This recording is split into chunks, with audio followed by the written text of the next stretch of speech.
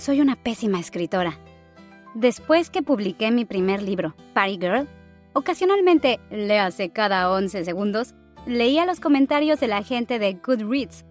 Como la enorme nerd de libros que soy, y como alguien que devora las críticas en línea para añadir a mi lista de lecturas pendientes, me emocionaba muchísimo leer las críticas que otras personas sobre un libro que yo había escrito. Era un tremendo incentivo para mí, especialmente porque estaba batallando con la redacción de la secuela.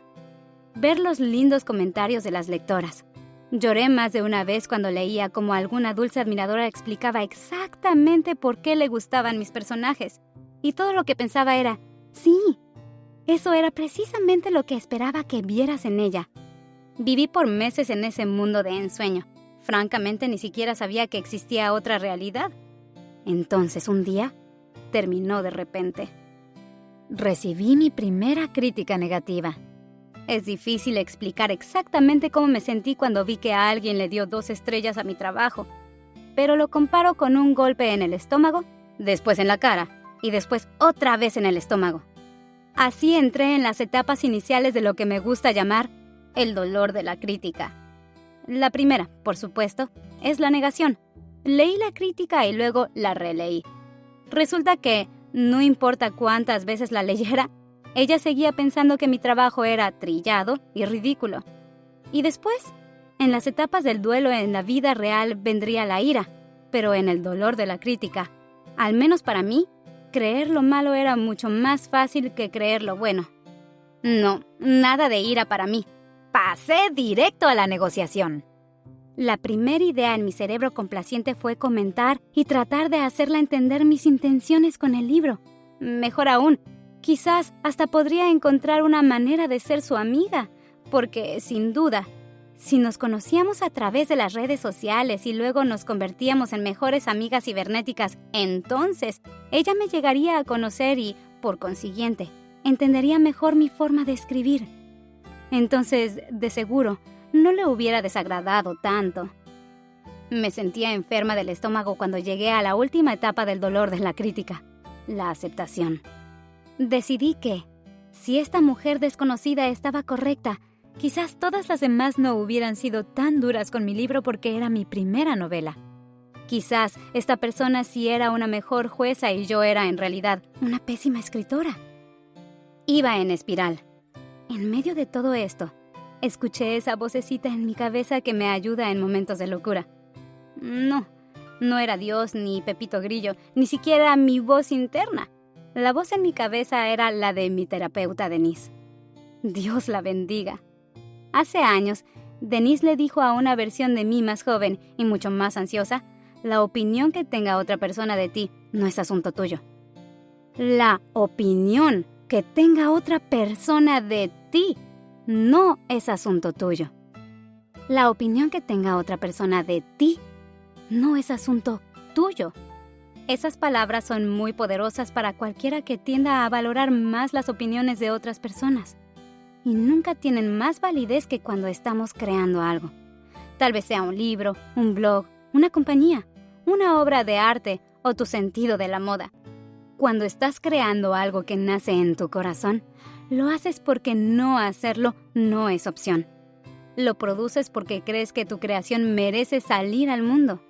Trabajas y después cierras tus ojos, cruzas los dedos y esperas que encuentres su reconocimiento.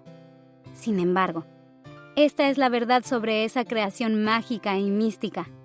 La estás creando porque tienes una capacidad dada por Dios para hacerla.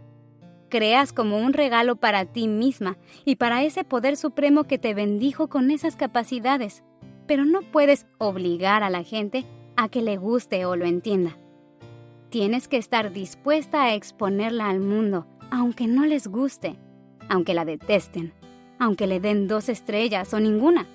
Tienes que entender que cada persona en la Tierra tiene una opinión y su opinión, aunque sea la persona más reconocida en el asunto, solo tiene relevancia en tu trabajo si tú lo permites.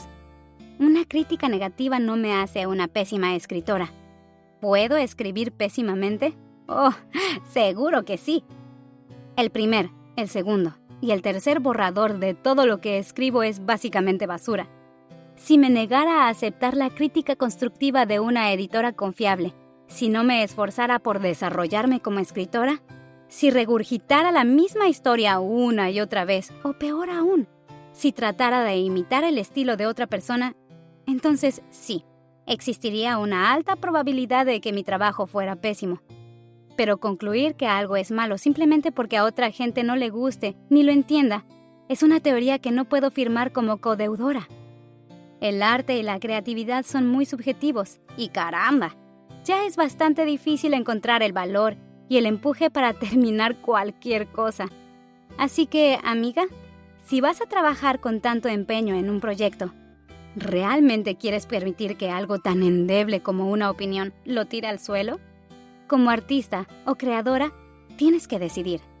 Tienes que elegir un camino o vivir el resto de tu vida matando poco a poco tu capacidad para hacer un excelente trabajo por miedo a lo que otras personas puedan pensar. Tienes que decidir que te importa más crear tu magia y exponerla al mundo que pensar en cómo la recibirán. Decir esto es mucho más fácil que hacerlo.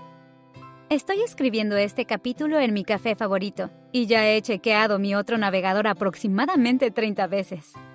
Esta mañana publiqué un artículo en un sitio web con el que he colaborado por años, pero hoy decidí hablar sobre un tema algo controvertido, o por lo menos no se trata de lo que típicamente publico ahí. Y ahora me estoy preguntando, ¿habrá alguien que lo entienda? ¿Encontrará una lectora o una audiencia? ¿O peor aún, enojará a alguien? Aun cuando llevo años exponiéndome allá afuera, todavía caigo en la trampa de que quizás sea una pésima escritora, o de si debo crear o no, basándome en que tenga o no una audiencia. Comienzo a creer que necesito la opinión pública para validar mi deseo de hacer algo, cuando la verdad es que debo acoger mi creatividad porque es una capacidad que he recibido de Dios. Cada vez que intente algo nuevo, tendré que pelear el deseo de confirmar si será aceptado para poder seguir adelante. Y como anticipo ser creativa y tratar cosas nuevas mientras tenga vida, esto puede significar décadas en las que ocasionalmente me sienta atrapada por ansiedades inútiles. ¡Qué desperdicio de energía! No reprimo mis ideas y pensamientos creativos. Espero que encuentren una audiencia, aun cuando solo resuenen con un puñado de personas. Entonces, tendría que preguntarme, ¿estoy dispuesta a arriesgarme a recibir una respuesta negativa si mi trabajo resuena positivamente con otras personas? ¿Y qué si solo una persona lo entiende y el resto lo detesta? ¿Y qué tal si no le gusta a nadie? ¿Valdría así la pena? Sí. La respuesta es rotunda. Prefiero exponer mi trabajo independientemente de cuál sea la respuesta. Prefiero crear como una celebración de que tengo la capacidad para hacerlo. Para mí, la respuesta es crear. Esa es siempre la respuesta. Mi forma personal de crear es escribir, especialmente escribir palabras que espero que otras personas disfruten. Así que tengo dos opciones. Puedo escribir palabras, exponerlas al mundo y esperar que encuentren su audiencia. O puedo esconder mi luz debajo de la mesa por miedo a que mi resplandor no le guste a alguien. Esta es mi elección. Elijo sentarme a escribir en cafés, aeropuertos y en el mostrador de mi cocina. Elijo apretujar unos minutos entre la práctica de fútbol, o antes del amanecer, o mucho después que todo el mundo en la casa esté durmiendo para escribir y escribir, hasta ensartar suficientes oraciones para tener un libro. No tengo la menor idea si te gustará o no. Obviamente, espero que te encante y que compres 100 ejemplares para todas tus amigas. Pero incluso si no lo haces, yo voy a seguir aquí. Comencé sola en este escritorio, sin una audiencia que leyera mi trabajo. Estaré aquí mientras las palabras estén revoloteando en mi cabeza. No importa si haya o no alguien para recibirlas. Cuando era pequeña, pasaba todos los domingos y casi todos los otros días también en una pequeña iglesia Asambleas de Dios donde mi papá era pastor. Nuestro servicio de alabanza incluía a mi mamá en el piano y un puñado de panderetas regadas por el santuario. Estábamos simultáneamente fuera de tono y en armonía a 3 voces en una forma que solo puedes encontrar en una pequeña iglesia campestre. Según fui creciendo, experimenté la melodía sosegada de una congregación presbiteriana grande, la alegría de un coro gospel de un centro urbano y los efectos teatrales de una mega iglesia. Asistí a diminutas reuniones de oración en Etiopía donde no podía entender ni una palabra, pero sentía cada una de ellas. Pasé horas y horas de mi vida cantando y aplaudiendo en la iglesia. Y he llegado a esta conclusión. Escribir para mí es su propia forma de adoración. La definición de adoración es la expresión de reverencia o culto a una deidad. La mejor expresión de reverencia en la que puedo pensar es crear, porque reconozco que el deseo de hacer algo es un regalo de parte de Dios. La libertad de separar el tiempo y tener un lugar seguro para crear ese arte con bendiciones del más alto nivel en un mundo donde tantas personas no tienen ninguna de las dos. Cada vez que me deleito en el arte de crear sin preocuparme por lo que el público pensará, es una artesanía en su forma más pura, y esa artesanía puede ser cualquier cosa. Para mí es escribir. Para ti podría ser pintar, coser edredones o tomar una clase de ballet un jueves en la noche. El que algo sea bueno o no, o sea valioso o no, está sujeto a interpretación. Pero si no te preocupas por las interpretaciones de otras personas, entonces todo lo que haces es fantástico. Me gustaría que recordaras esto en tu propia vida y que crearas para ti misma. Hazlo como una celebración de tu capacidad para hacerlo, independientemente de lo que piensen los demás. Las cosas que me ayudaron. 1. Dejé de leer las críticas. Esto es importante, amigas.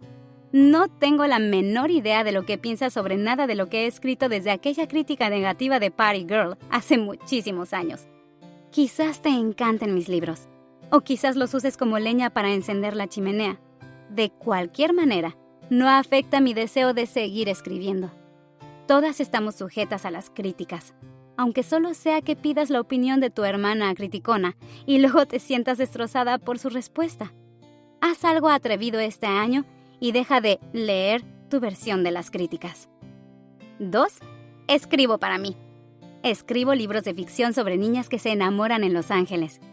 Escribo libros de cocina sobre salsas con distintos quesos. Y aquí estoy ahora, escribiendo un libro de no ficción sobre las luchas y los triunfos en mi vida. Esto no tiene ningún sentido. Los autores escriben en 1 o 2 géneros literarios y establecen influencia en un puñado de áreas. El asunto es este. Escribir es mi arte, mi desahogo creativo, literalmente. Es el sueño de toda mi vida hecho realidad y por lo tanto, para mí es sagrado. Nunca ha sido ni nunca será mi trabajo. No necesito que produzca dinero para que sea valioso. Esta es una distinción importante para mí porque no quiero que las decisiones creativas que esté tomando se basen en el dinero o en el negocio, en vez de en lo que sea que esté en mi corazón y en mi cabeza.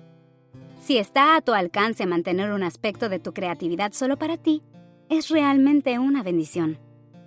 3. Disfruto las cosas sencillas. Coloreo con mis chicos.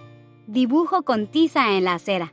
Miro videos en YouTube sobre cómo hacerme un maquillaje de ojos ahumados y trato de reproducirlo, aunque no tenga que ir a ningún lado.